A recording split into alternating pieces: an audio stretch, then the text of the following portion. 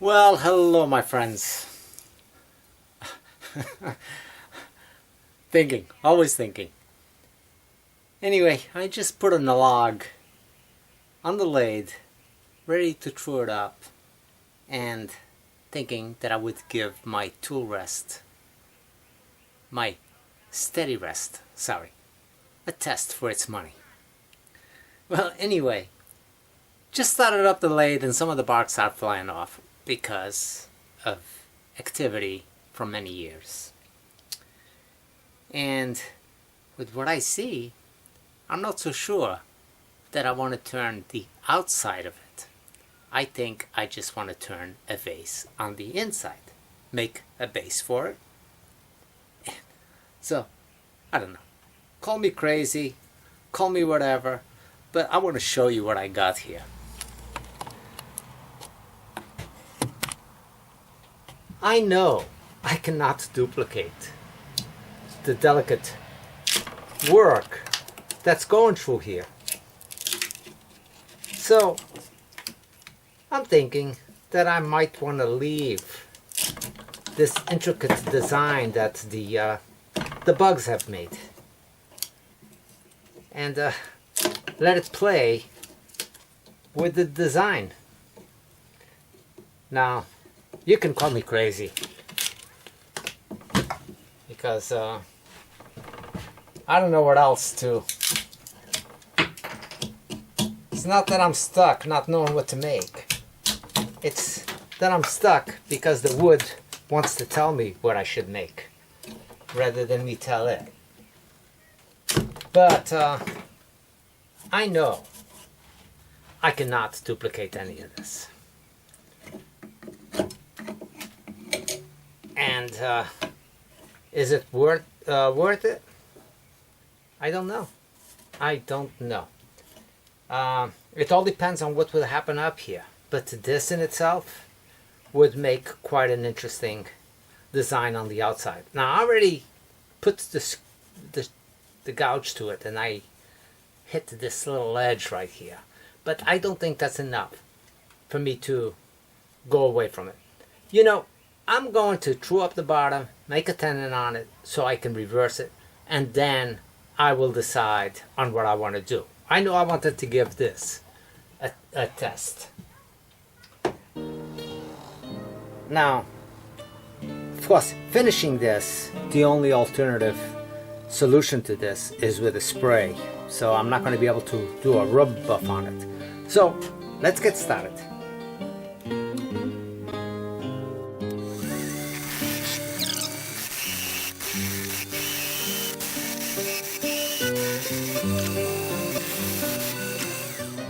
Okay. Well, you know something? I'm determined I want to give the steady rest a test. And I don't know how this would be as a final result, with it being this oblong and just shaping the inside, and of course coming out with the edging on whatever it wanted to do here. But I'm still going to continue with that idea in mind.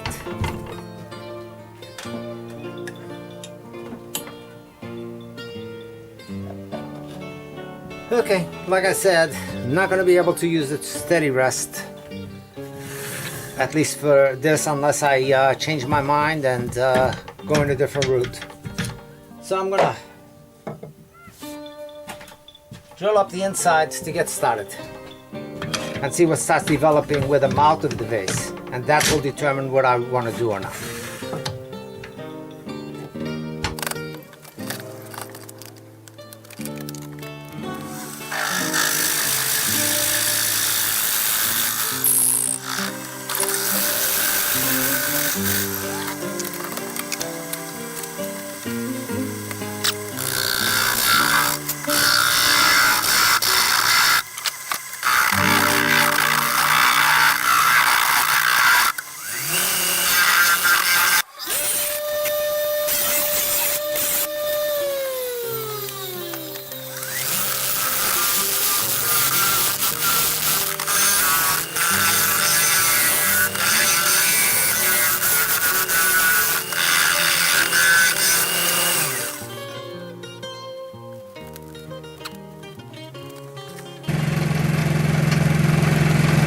again,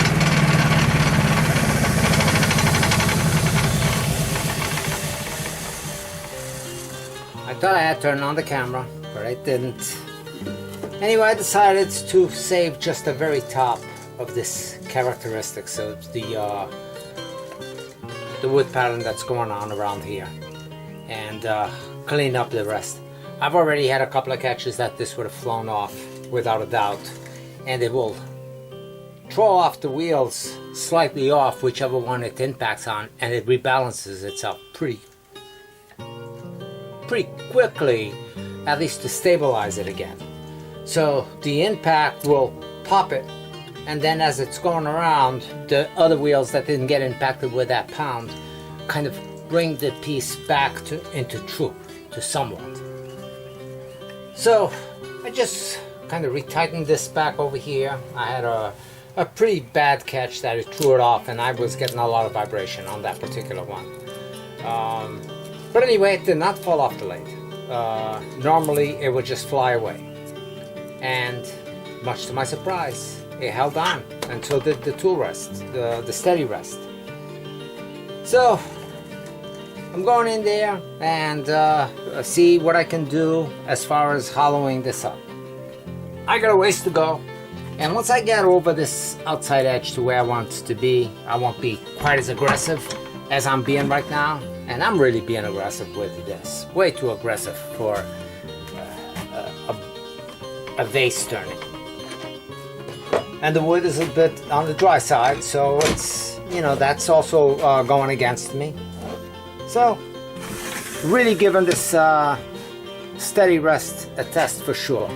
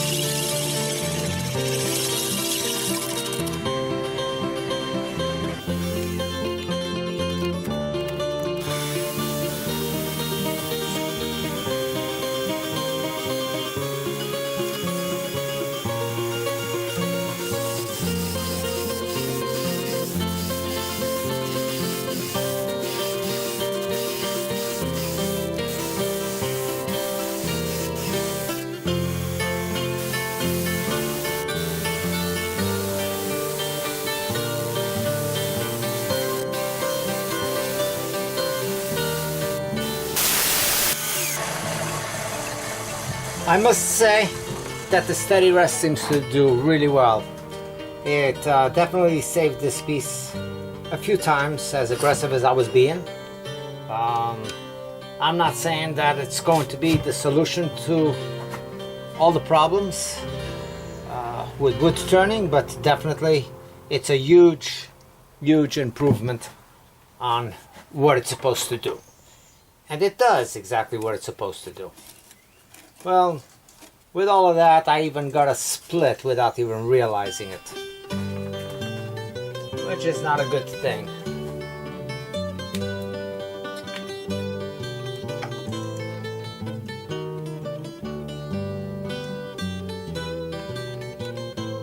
So I'll see if I can get that wood back in.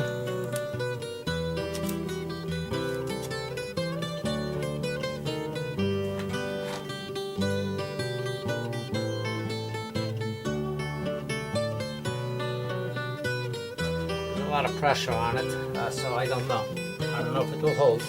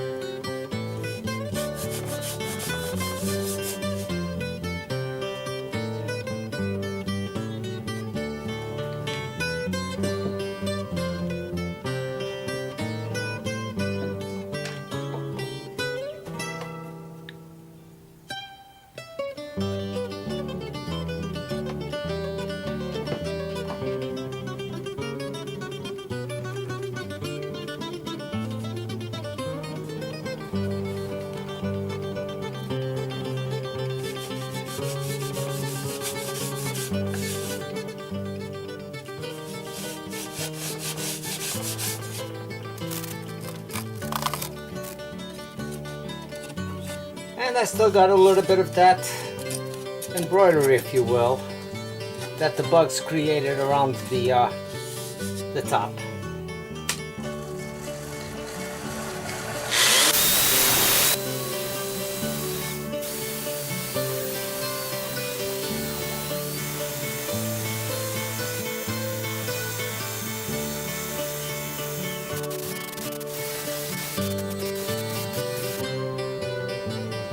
Well, I'm back, finally.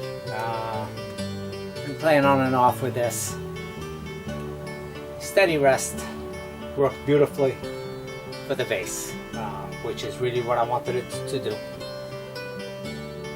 The have put some screws as suggested with knobs. I mean, that was my intent, but initially I was going to cut the heads off and just CA the thread in there, but this works out better than doing that. I've done a few of these before, and I've done it in a different way because I didn't want to see the screw head, but it makes sense to keep it here, and if anything malfunctions I can always back it up with a screwdriver. But anyway, they are working beautifully.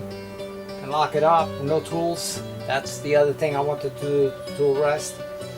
One thing that I wanted to make you guys aware of the tool rest and this design. The exact design that I made works well for me because I have a gap bed. And it's not to say that it won't work if you don't have a gap bed, but the piece that goes underneath the bedway for you would have to be designed in a different way, skinny enough that you can fit it this way and then just flip it sideways, then you can do your lock. Me, I got one that's wider than this and longer than this, so therefore I have to bring it in from this gap over here. But like I said, either way it will work if you want to do something of that sort. I know that a few people have taken interest on it and have already done it. David Dudley has done one and has made a vase, which he posted on Facebook thanking me for the design, and you know, that he went ahead and did it and it worked beautifully on his vase. I think anybody that has one of these, it will work well, whether if you have a cam or no cam. For the finish on this particular piece, I decided that I wanted to spray a couple of coats of fast drying polyurethane for a finish. I gotta tell you, I'm not sure if you get a different feel for it, but I can tell you, it definitely gives you a great finish. Very quickly, even throughout any irregularities, bark area.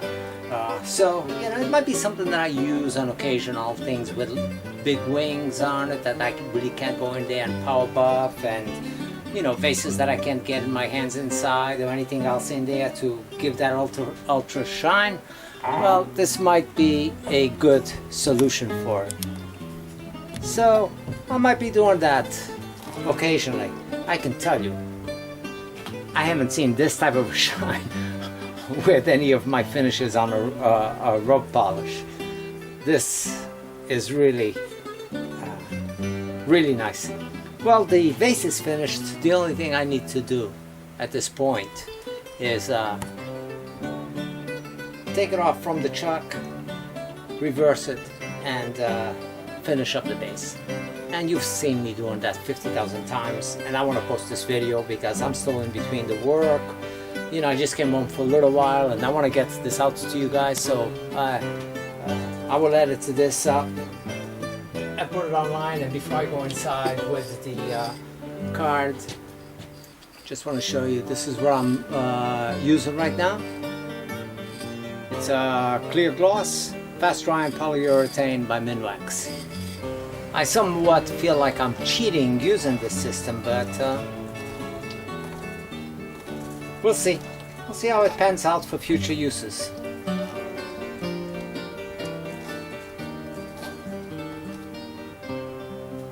Now this pattern on the top edge looks really nice, where the worms, the bugs, have eaten between the bark and the sapwood. Looks really good. Don't know what the wood is, but it's got some really nice character going through here with this zebra striping around these knots, and then everything else is kind of just a nice variation, a nice wood grain. Not a wow factor in it, but this somewhat makes it pretty wow. Well, thanks for watching again, and we'll see you very soon, hopefully with a little bit more of a complete video. You know, I promised that I was going to focus on an area of maybe a sequence of segmented turning, taking it from the easiest possible you can do and so on to more complex. Not really super complicated, but going from the regular 8 or 12 segment ring, multiple rings stacked, come up with a pattern, a design that will look good for you guys. I will do some mix of solid wood and rings as well, show you how to incorporate those. I will do probably some decorative bases that you can use up, like I did with the star, and utilize some of those. So I'm going to focus a little bit on the segmented turning, and show you guys that I'm intimidated by segmented turning, and there's nothing to be intimidated about, only the fact that they're a little bit more time consuming. But we can all overcome that, and if we enjoy what we produce, then that's double whammy. That's the winner in itself. So come back and we'll see some segmented turning in Al's shed. Take care. We'll see you soon.